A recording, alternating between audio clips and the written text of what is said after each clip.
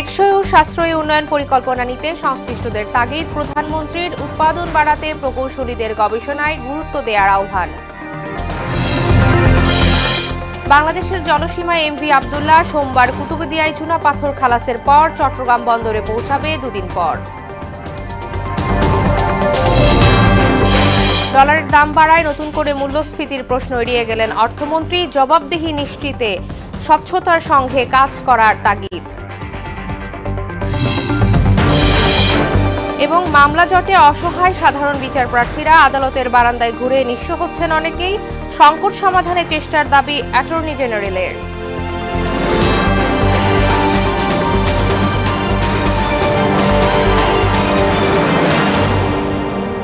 আসসালামু আলাইকুম, সবাইকে মোহনা সংবাদে স্বাগত। শুনছিলেন শিরোনাম, সঙ্গে আছে আনিকা আঞ্জুম। এবার বিস্তারিত। পরিবেশ বান্ধব টেকসই ও সাশ্রয়ী উন্নয়ন পরিকল্পনা নিতে সংশ্লিষ্টদের তাগিদ দিয়েছেন প্রধানমন্ত্রী শেখ হাসিনা। এক্ষেত্রে মানুষের কল্যাণের বিষয়টিকে অগ্রাধিকার দেওয়ার নির্দেশ দিয়েছেন তিনি। আইইবির ৬১তম কনভেনশনের উদ্বোধন অনুষ্ঠানে এসব কথা বলেন সরকার প্রধান। উৎপাদন বাড়াতে গবেষণায় গুরুত্ব দিয়ে প্রকৌশলীদের উদ্ভাবনী শক্তি দেশের কাজে লাগানোর আহ্বানও জানান তিনি। নাসির উদ্দিনের রিপোর্ট।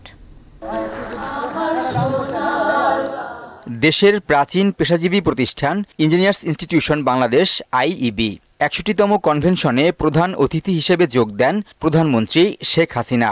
এবারের প্রতিপাদ্য engineering and technology for smart Bangladesh. IEB কেন্দ্রীয় কাউন্সিল কর্তৃক নির্বাচিত দেশ বরেণ্য প্রকৌশলীদের পদক তুলে দেন সরকার প্রধান। বক্তব্যে তিনি বলেন, উন্নয়ন কাজে আরও গতি দরকার, পরিকল্পনা হতে হবে পরিবেশ বান্ধব। এক্ষেত্রে মূল ভূমিকা রাখতে হবে প্রকৌশলীদের। এক নম্বর হচ্ছে পরিবেশ বান্ধব হতে হবে, কারণ জলবায়ুর অভিঘাত থেকে আমাদের দেশকে রক্ষা করা এটা আমাদের লক্ষ্য এবং এটা আমাদের করতেই হবে। আমাদের খরা, বন্যা, জলোচ্ছ্বাস প্রতিনিয়ত মোকাবেলা করতে হয়, কাজে সেদিকে রেখেই আমাদের পরিকল্পনা গ্রহণ। পাশাপাশি পরিকল্পনাগুলি যেন টেকসই হয় এবং খরচের দিকটাও বিবেচনায় নিতে হবে। শেখ হাসিনা বলেন, এক শ্রেণীর মানুষ দেশের কোনো কিছুতেই ভালো দেখতে পায় না। পদ্মা, মেট্রো রেল আর পারমাণবিক বিদ্যুৎ কেন্দ্রের মতো প্রকল্পেও তারা সমালোচনা করেছে। কিছু ভালো লাগে না গোষ্ঠী, তাদের যে অহেতুক সমালোচনা, আমি জানি না এর পরবর্তীতে যখন এগুলি হয়ে গেছে তার সুফলটা যখন মানুষ ভোগ করছে আনন্দের সাথে, মানুষের জীবনযাত্রা সহজ হয়েছে, তাতে তাদের কি অসুবিধাটা হচ্ছে, নাকি তারা লজ্জা পাচ্ছেন কিনা। প্রতিটি মানুষের জন্য সমান সুযোগ নিশ্চিতের অঙ্গীকার করে প্রধানমন্ত্রী বলেন, দেশের চলমান অগ্রযাত্রা কেউ রুখতে পারবে না। আরও অল্প খরচে এই যে সাধারণ মানুষগুলি, তাদের জন্য একটি স্বাস্থ্যকর সুন্দরভাবে বসবাস করতে পারে, সেটা আরও কিভাবে করতে পারে, যদি কোনো পরামর্শ দিতে পারেন অবশ্যই দেবেন। কারণ শুধু বিত্তশালীরা ভালো ভালো ফ্ল্যাটে থাকবে, আমি চাই আমার রিক্সাওয়ালারাও ফ্ল্যাটে থাকবে, দিনমজুরও ফ্ল্যাটে থাকবে, সাধারণ খেটে খাওয়া মানুষও ফ্ল্যাটে থাকবে। উৎপাদন বাড়ানোর জন্য গবেষণায় গুরুত্ব দিতে বলেন সরকার প্রধান। কৃষি উৎপাদন যদি আমরা 2 গুণ 3 গুণ বাড়াতে চাই, তাহলে যান্ত্রিকীকরণ আমাদের করতেই হবে। নাসির উদ্দিন, মোহনা সংবাদ, ঢাকা। বাংলাদেশের জলসীমায় পৌঁছেছে জলদস্যুর কবল থেকে মুক্ত হওয়া জাহাজ এমভি আবদুল্লাহ। জাহাজের মালিকপক্ষ কেএসআরএম এর মিডিয়া উপদেষ্টা মিজানুল ইসলাম গণমাধ্যমকে জানান, সোমবার বিকেলে এটি কুতুবদিয়ায় পৌঁছে কিছু চুনাপাথর খালাস করবে। এর দুদিন পর চট্টগ্রাম বন্দরের বহির্নোঙরে পৌঁছে বাকি মালামাল খালাস করা হবে। আফ্রিকার মোজাম্বিকের মাপুতো বন্দর থেকে সংযুক্ত আরব আমিরাত যাওয়ার পথে গত 12 মার্চ সোমালি জলদস্যুদের কবলে পড়ে এমভি আবদুল্লাহ। 1 মাস পর জলদস্যুদের সঙ্গে সমঝোতা হলে গত 13 এপ্রিল সোমালিয়া উপকূল থেকে আরব আমিরাতের পথে রওনা দেয় জাহাজটি। স্বাভাবিক হতে শুরু করেছে রাজধানীর জলাবদ্ধতা পরিস্থিতি। সকাল 7টার দিকে 1.5 ঘন্টার বৃষ্টিতে তলিয়ে যায় প্রধান সড়ক সহ অনেক অলিগলি। জলাবদ্ধতার কারণে বিপাকে পড়েন কর্মস্থলগামী মানুষ ও স্কুল কলেজের শিক্ষার্থীরা। মঙ্গলবার পর্যন্ত দেশ জুড়ে বৃষ্টি অব্যাহত থাকার কথা জানিয়েছে আবহাওয়া অধিদপ্তর। এমদাদুল হক খানের রিপোর্ট। খুব সকালে কালো মেঘে ঢেকে যায় ঢাকার আকাশ। 7টা বাজতে না বাজতে শুরু হয় বৃষ্টি, যা চলে প্রায় 8:30 পর্যন্ত। আর 1.5 ঘন্টার এই বৃষ্টিতে রাজধানীর বিভিন্ন এলাকায় সৃষ্টি হয় জলাবদ্ধতা। ফলে সকালে যারা কাজে বের হয়েছিলেন বৃষ্টির কারণে তাদের পড়তে হয় ভোগান্তিতে। স্থানীয়দের অভিযোগ, পানি অপসারণের ব্যবস্থা না থাকায় সামান্য বৃষ্টি হলে জলাবদ্ধতার সৃষ্টি হয়। সবগুলো ড্রেনে মুখ ভাঙ্গা, গাড়ি পইরা যায়, মানুষ পইরা যায়, দুইজনে হাত পয়সা গলা ভাঙছে। পানি বেজে গেছে, বাসার সামনে সব আসতে পারছি না, জুতা নিয়ে হেঁটে যাইতেছে। 1 ঘন্টায় বৃষ্টিতে পানির তলে যায়, এই সময় তো কে দেখবে? সিটি কর্পোরেশন দেখে না, সরকার দেখে না। দ্বিতীয় কক্সবাজারে হাঁটতেছি। বৃষ্টিতে যানবাহন বিকল হয়ে পড়ায় নগরের বিভিন্ন সড়কে সৃষ্টি হয় তীব্র যানজটের। ফলে নির্দিষ্ট গন্তব্যে পৌঁছতে নানা সমস্যায় পড়তে হয় কর্মস্থলগামী মানুষকে। সিএনজি নষ্ট হয়ে পানির জন্য আমরা গাড়ি চালাতে পারি না, অনেক সমস্যা। জ্যামটা খুব বেশি বেড়ে গেছে এবং গাড়ি চালাতে খুব সমস্যা হচ্ছে। যেমন এই সিএনজি গুলো দেখেন পানি লাগলে অনেক বন্ধ হয়ে যাচ্ছে, অনেকগুলো গাড়ি আটকে গেছে, যার কারণে আমাদের মোটরসাইকেল নিয়ে যেতে ডান পাশে আসতে খুব কষ্ট হচ্ছে। বৃষ্টিপাতের কারণে অতিরিক্ত ভাড়া আদায়ের অভিযোগ করলেন অনেকে। যাইতাছি রিক্সা যে যায় বাসার সামনে থেকে 20 টাকা দিয়ে যায়, ওই জায়গায় 50 টাকা ভাড়া যাইতেছে। আমার কোচিং 12টা বাজে, আমি যাইতে পারতেছি না, রিক্সা ডাক দিতেছি, রিক্সা বলতেছে 100 টাকার উপরে বলতেছে। বাংলাদেশ সরকার শুধুমাত্র মেট্রো রেল দিয়ে উপরে সবকিছু সমাধান করলেই হবে না, নিজের যে সমস্যাগুলো এগুলো দেখতে হবে। এদিকে আবহাওয়াবিদ মোহাম্মদ ওমর ফারুক জানান, পশ্চিমা লঘুচাপের প্রভাবে দেশের বিভিন্ন স্থানে বৃষ্টি হচ্ছে। সকালে ঢাকায় 87 মিলিমিটার বৃষ্টিপাত রেকর্ড করা হয়। আজকের সকালে যে বৃষ্টিপাত হয়েছে ঢাকায়, এর পরিমাণটা ছিল 87 মিলিমিটার। পাশাপাশি এর সাথে দমকা হাওয়া ছিল 7:42-এর সময় ঘন্টায় 52 কিলোমিটার বেগে। আগামী 14 মে পর্যন্ত বৃষ্টিপাত অব্যাহত থাকবে বলেও জানান তিনি। আগামী 13-14 তারিখ পর্যন্ত অব্যাহত থাকার সম্ভাবনা রয়েছে, এরপর বৃষ্টিপাতের পরিমাণটা কমে আসবে। এমদাদুল হক খান, মহানগর সংবাদ, ঢাকা। ডলারের দাম 7 টাকা বৃদ্ধিতে নতুন করে মূল্যস্ফীতি হবে কিনা এমন প্রশ্ন এড়িয়ে গেলেন অর্থমন্ত্রী।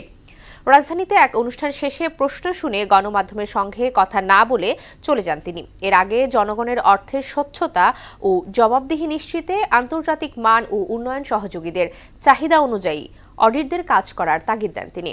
রেজা খানের রিপোর্ট। 1973 সালের 11 মে সাংবিধানিক প্রতিষ্ঠান হিসেবে যাত্রা শুরু করে Bangladesh comptroller and auditor general কার্যালয়। 51তম প্রতিষ্ঠাবার্ষিকী উদযাপনে কাকরাইল অডিট ভবনে আয়োজিত অনুষ্ঠানে জানানো হয়, এ উপলক্ষে 3 দিন দেশের 610টি কার্যালয় থেকে বিশেষ সেবা দেয়া হবে। আমাদের যে বাজেট আছে, আমাদের যে জনবল আছে, আমাদের যে কাঠামো আছে, এর মধ্যে আমরা আরো অনেক বেটার সার্ভিস দিতে পারি। চতুর্থ শিল্প বিপ্লবের এই যুগে পরিবেশ ও আইটি অডিটের বিকল্প নেই বলে জানান সরকারি হিসাব সম্পর্কিত সংসদীয় স্থায়ী কমিটির সভাপতি। চতুর্থ শিল্প বিপ্লবের যুগে আইটি অডিটের বিকল্প নেই, তাই এই কার্যালয়কে দক্ষ করার লক্ষ্যে পর্যাপ্ত প্রশিক্ষণের ব্যবস্থা গ্রহণ করা জরুরি। জনগণের অর্থের অপচয় ও দুর্নীতি বন্ধে আন্তর্জাতিক মানের সঙ্গে উন্নয়ন সহযোগীদের চাহিদা অনুযায়ী কাজ করতে কর্মকর্তাদের নির্দেশ দেন অর্থমন্ত্রী। আন্তর্জাতিক মানদণ্ড অনুসরণ এবং উন্নয়ন সহযোগীদের চাহিদা পূরণে হিসাব ব্যবস্থার সংস্কার প্রয়োজন। অনুষ্ঠান শেষে ডলারের দাম 7 টাকা বৃদ্ধির প্রভাবে মূল্যস্ফীতি দেখা দেবে এমন প্রশ্নের উত্তর না দিয়েই চলে যান আবুল হাসান মাহমুদ আলী। স্যার পারবে, এটা এই বিষয়ে কে বললো? স্যার বারবার অর্থনীতিবিদরা বলছে, পরে আলোচনা। স্যার রেজা খান, মোহনা সংবাদ, ঢাকা। বিশিষ্ট রাজনীতিবিদ বাংলাদেশ কমিউনিস্ট পার্টির উপদেষ্টা হায়দার আকবর খান রনও মারা গেছেন। শুক্রবার রাতে রাজধানীর হেলথ অ্যান্ড হোপ হাসপাতালে শেষ নিঃশ্বাস ত্যাগ করেন তিনি। 13 মে সকাল 10টায় সিপিবির কেন্দ্রীয় কার্যালয়ে শ্রদ্ধা শেষে মরদেহ নেওয়া হবে কেন্দ্রীয় শহীদ মিনারে। সেখানে সর্বস্তরের শ্রদ্ধা নিবেদনের পর বাদ জোহর নেওয়া হবে ঢাকা বিশ্ববিদ্যালয়ের কেন্দ্রীয় জামে মসজিদে। সেখানে জানাজা শেষে বনানী কবরস্থানে তাকে দাফন করা হবে বলে মোহনা টেলিভিশনকে জানিয়েছেন সিপিবি সাধারণ সম্পাদক রুহিন হোসেন প্রিন্স। কমরেড হায়দার আকবর খান রনর মরদেহ তার বাসা থেকে আমরা সমরিতা হাসপাতালের মর্চুয়ারিতে রেখে এসেছি। আগামী পরশু 13 মে সকাল 10টায় বাংলাদেশের কমিউনিস্ট পার্টির কেন্দ্রীয় কার্যালয়ে আনা হবে। সেখানে শ্রদ্ধা নিবেদন শেষে সকাল 11টায় কেন্দ্রীয় শহীদ মিনারে নেওয়া হবে। কেন্দ্রীয় শহীদ মিনারে জাতির পক্ষ থেকে শ্রদ্ধা নিবেদন শেষে দুপুর 1টায় ঢাকা বিশ্ববিদ্যালয় কেন্দ্রীয় জামে মসজিদে নামাজে জানাজা অনুষ্ঠিত হবে। তারপর বনানীতে তাকে দাফন করা হবে। দুই যুগ উচ্চ আদালতে ঘুরেও বিচার পাচ্ছে না লাখ লাখ মানুষ। দিন শেষে জুটছে নতুন তারিখ আর ফাঁকা হচ্ছে পকেট। আইনজীবীরা বলছেন সরকার ও বিচার বিভাগের সদিচ্ছায় মামলা জোটের বিড়ম্বনা থেকে নিস্তার পাওয়া সম্ভব। আর attorney general M Amin Uddin জানালেন, মামলা জট নিরসনে প্রধান বিচারপতির নির্দেশ বাস্তবায়নে কাজ চলছে।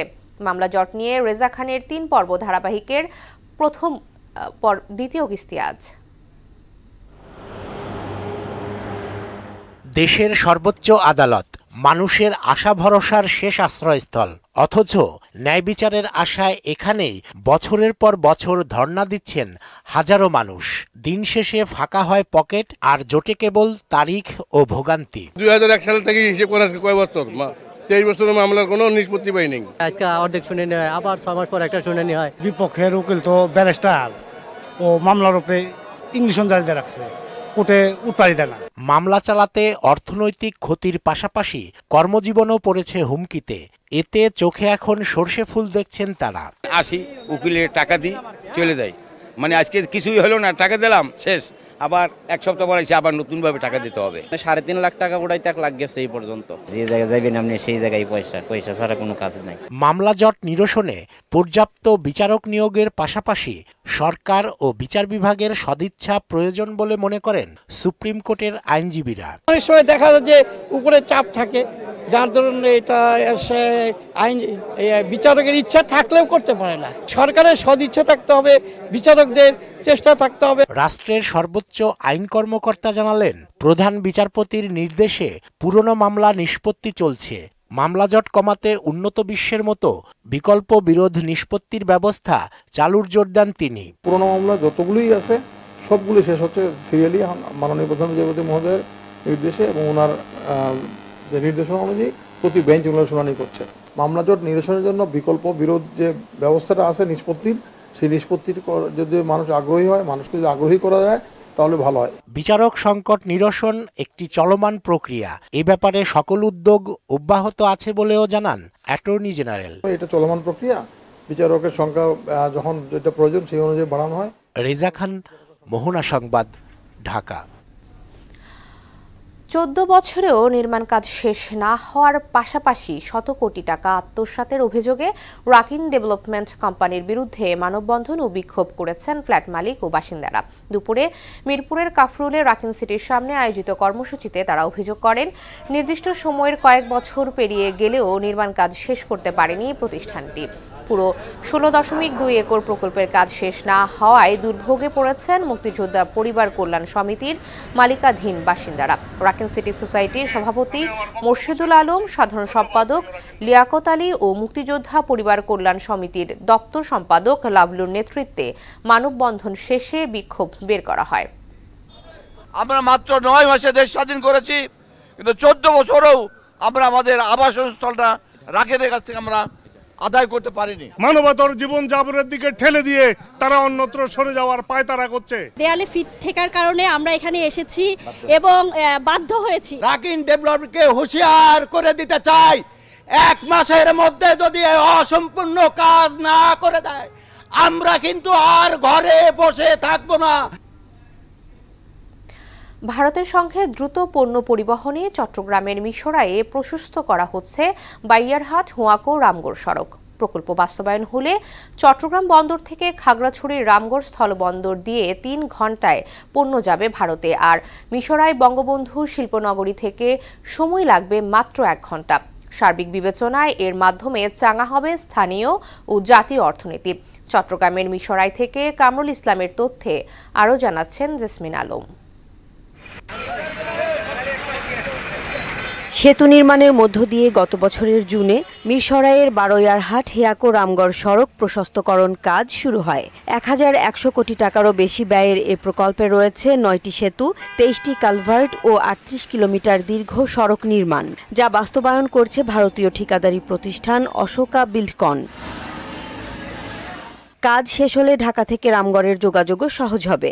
আর রামগড় স্থলবন্দর হয়ে চট্টগ্রাম সমুদ্র বন্দর থেকে মাত্র 3 ঘন্টায় ট্রান্সশিপমেন্টের মাধ্যমে পণ্য যাবে ভারতে।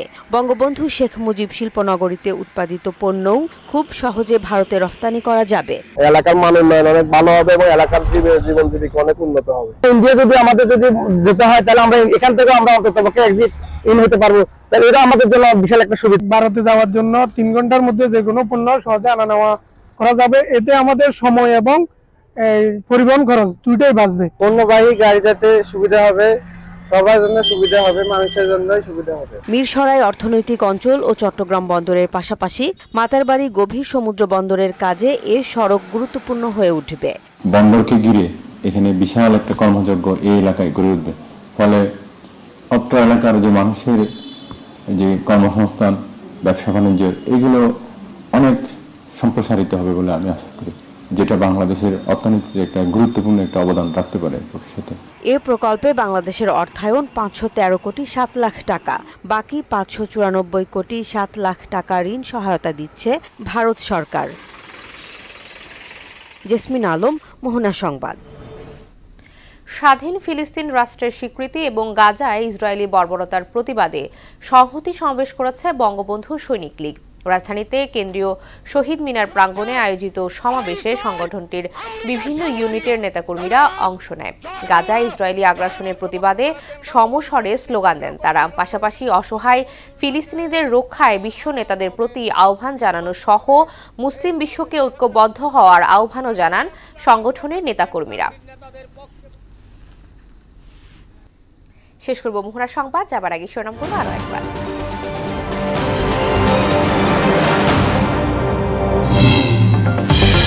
টেকসই ও সাশ্রয়ী উন্নয়ন পরিকল্পনা নিতে সংশ্লিষ্টদের তাগিদ। প্রধানমন্ত্রীর উৎপাদন বাড়াতে প্রকৌশলীদের গবেষণায় গুরুত্ব দেওয়ার আহ্বান।